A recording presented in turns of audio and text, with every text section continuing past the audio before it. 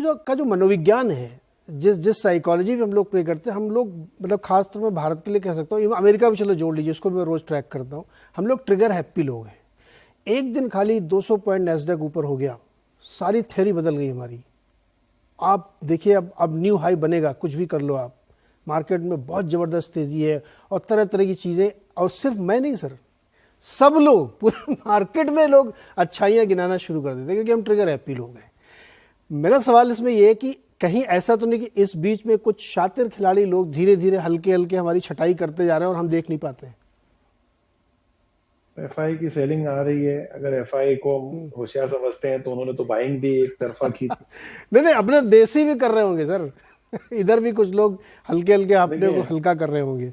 देखिए इसमें कोई डिनाइल नहीं है। अगर हम ट्रेड्स देखें तो मेरे हिसाब से तो अगर कोई इंडिकेटर मैं पकड़ूं, मार्केट का लीडिंग इंडिकेटर, हम्म ठीक है, उसको मैं एफआई डीआई नहीं पकड़ता। हम्म मैं पकड़ता हूं मेरे नजरों में हम्म प्रमोटर का स्टिक सेल। हम्म जब प्रमोटर अपने खुद के शेयर्स बेचने लग जाते हैं, हम्म चाहे वो कोई भी तरीके के मोड से हो, तब लगना चाहिए कि मार्केट में कहीं ना कहीं एक तरह की पीक आ गई है। ऐसा हिस्टोरिकल अगर हम देखें एविडेंस तो मल्टीपल टाइम्स हमने देखा है, जहां पे जब भी एक लार्जर साइज ऐसी हो जाती है जहां पे प्रमोटर्स बेच रहे हैं, चाहे वो कोई भी साइज की कंपनी के हो, तो वहां पे डेफिनेटली मार्केट एक बार के लिए पीक होता है। ओके, अब जसप्रीत जी के पास चलते हैं। जसप्रीत जी, वो क्या लीड इंडिकेटर है जो इस समय मार्केट को पकड़ रहे हैं, जिसके जरिए वो कुछ भी हो सकता है, तेजी का, मंदी का, सावधानी का, वट क्या चीज़ आप एक जिस पर आपकी नज़र बनी थी कि मुझे, जैसा अभी अग्रवाल जी ने कहा कि मैं तो देखता हूँ प्रमोटर क्या कर रहा है, आप क्या देख रहे हैं इस समय बाजार में? Thank you for inviting us and good evening everyone. तो रीसेंट अगर मैं रिजल्ट्स का अगर डायरेक्शन अगर देखूं, एक अगर आपने जो पहले सवाल पूछा safety versus this thing, just to set that context, safety versus risk हमें लार्ज कैप में बहुत ज्यादा दिख रहा है। मिड एंड स्मॉल कैप में it is, I would say, medium risk, and micro cap में वेरी हाई रिस्क जोन में है। So to that extent, I think valuation बोले, liquidity बोले, it is very very comforting on the large cap side, the top 100, top 200 names. इससे connected अगर बात है कि मिड कैप में अगर आप देखिए, मिड कैप आईटी का रिजल्ट कई कंपनीज का है, मिड कैप इलेक्ट्रिकल कंपनीज के आए, मिड कैप बिल्डिंग मटेरियल्स में आए, और रिसेंटली मल्टीप्लेक्स कंपनीज के आए। ऑल ऑफ द प्लेसेस, सब जगह रिजल्ट 10, 15, 20% हायर देन एक्सपेक्टेड है।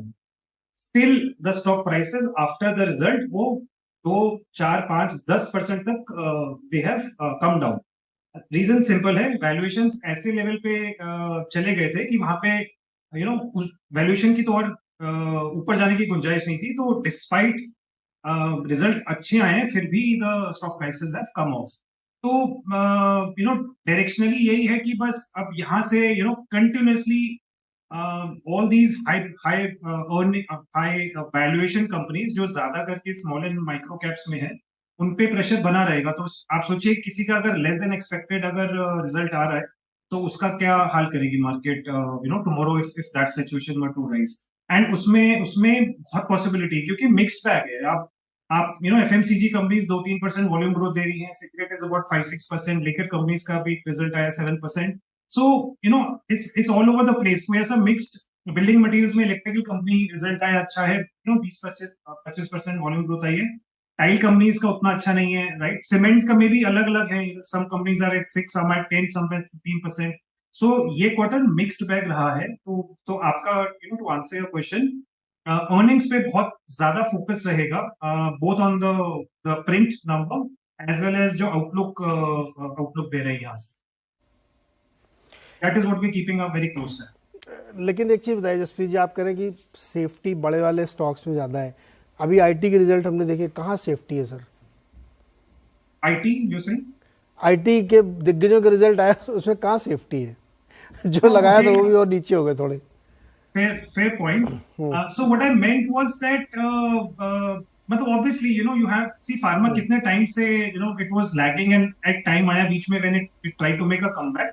वही सेम हाल, मतलब एटलीस्ट हमें लगता है कि to a great extent BFSI में है आज के दिन में, बिकॉज आप लार्ज के टॉप 5 नाम देख लें, प्राइवेट एंड पीएसयू मिला के, they have been largely underperformance. तो एक समय आएगा when they will make a comeback. IT हमने लास्ट शो में भी आप ही के शो में डिस्कस किया था, विल टेक स्लाइटली लॉन्गर। 6 महीना कहीं नहीं गया, तो आप थोड़ा सा इट विल टेक लॉन्गर।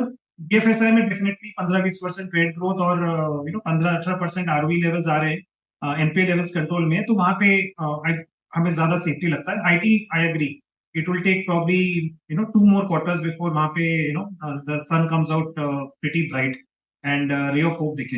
तो we are largely underweight on IT और बीएफएसआई और pharmaceuticals and select consumer discretionary में हमारा ज्यादा समय we are trying to be overweight. Okay, Pankaj ji, क्या मार्केट ट्रेडमिल पे चल रहा है? नमस्कार Neeraj ji.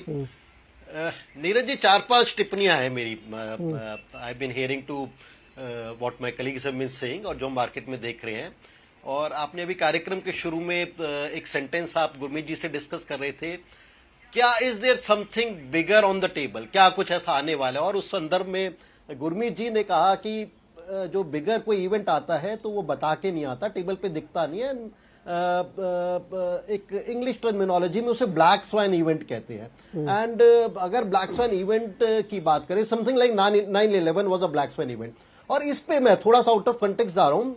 I was sitting in a private conference with some leading say fund manager और alternate investment funds और ये जो डेल्टा हेजिंग या ऑप्शन स्ट्रैटेजी में आजकल बहुत बड़ा खेल हो रहा है, बहुत बड़ा बड़ा पैसा आ रहा है and people have been making money, people have been making returns इसमें करीब 18% से लेके 48% तक लोग बाग कंसिस्टेंट रिटर्न बना रहे हैं पिछले 3-4 साल में। But what I was arguing with them and I think most of them agreed कि इसमें कोई भी strategy on a intraday basis if we encounter a black swan event, I think they were not fully hedged. और जो generation इसमें ज्यादा काम कर रही है, maybe they have not seen that black swan event. So I think वो एक आई थिंक मार्केट थोड़ी कॉम्प्लेसेंट हो गई। What I am trying to say कि मार्केट इस टाइम थोड़ी सी कॉम्प्लेसेंट हो गई है और complacent because of liquidity flows हो गई है। The kind of domestic liquidity we are seeing, हम अपने यहां भी देख रहे हैं और जनरली देख रहे हैं, आप भी रोज डाटा देखते हैं, म्यूचुअल फंड्स के एसआईपीस के डाटा देख रहे हैं। I think domestic liquidity is something which is enormous and which is keeping the market afloat. मैं ये नहीं कह रहा कि मार्केट बहुत महंगी हो गई है। I think there are still serious pockets of stock, serious pockets of sector जहां पर हमारे को लगता है कि अभी भी सेफ्टी नेट हैगा। But on a risk reward ratio अगर हम करें तो डेफिनेटली आई थिंक मार्केट थोड़ी सी स्टिकी है। मार्केट में शायद इस टाइम रिस्क ज्यादा है, रिवॉर्ड कम है, बट कुछ एक सेक्टर्स अभी भी हमारे को काफी अच्छे लगते हैं। So I think this is domestic liquidity. और हमें 2-3 जो चिंताएं हैंगी जो हमारे को नजर आ रही हैं, जिस तरह से हम कल भी देख रहे थे, यूएस फेड के चेयरमैन जिस तरह कमेंट कर रहे थे कि मुझे अभी नहीं लगता कि इंटरेस्ट रेट टॉप आउट हो गए, अभी भी मेरे को लगता है कि ग्रोथ काफी ज्यादा है, इन्फ्लेशन ज्यादा है and I have to moderate this growth. और ये डाटा में भी आ रहा है, डाटा में भी आ रहा है। डजंट मैटर कि लोग बाग इस टाइम अपने सेविंग्स खत्म कर चुके हैं, डेट मनी से कर रहे हैं, बट आई थिंक अभी भी जिस तरह का एक सेल्स डाटा यूएस जैसी मार्केट से आ रहा है, बहुत ही इनॉर्मस आ रहा है and that does not auger well. और जिस तरह से अगर हम देखें, अगर वहां पर यूएस में 4.5-5% पे डॉलर टर्म्स में आपको अगर रिटर्न्स मिल रहे हैं और यहां पर रुपी टर्म में आपके रिटर्न 7-7.5% है, तो आरबीआई को भी बहुत ज्यादा क्वेश्चन नहीं है। अगर वहां पर इंटरेस्ट रेट थोड़े से और बढ़ते हैं तो it's just a matter of time, RBI governor कुछ भी करें, फ्लाइट ऑफ कैपिटल ना हो, उनको रोकने के लिए इंटरेस्ट रेट यहां भी बढ़ाना पड़ेगा। So it's a complex scenario, it is a catch 22 situation. Not to forget, 1-1.5 महीने बाद we are running into 5 major state election और जिस तरह के एक पोल्स में रुझान आ रहे हैं, आई थिंक बहुत एनकरेजिंग रुझान रूलिंग पार्टी के लिए नहीं आ रहे हैं। So these are kind of things which are there. और जहां तक आप सेफ्टी नेट की बात कर रहे थे, आप एक और शब्द यूज कर रहे थे, safety net.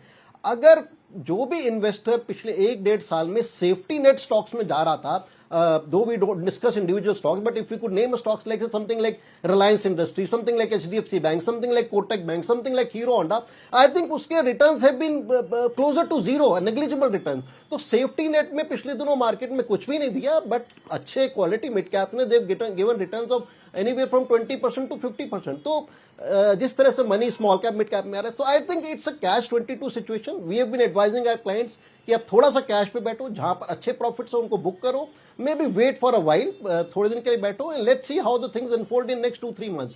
So I am not very gung ho from current kind of levels, but मेरे को लगता है कि बहुत डीप रूटेड करेक्शन भी राउंड द कॉर्नर नहीं है, and we may see some signs of stagnation, some kind of time bound correction for next couple of weeks. Okay.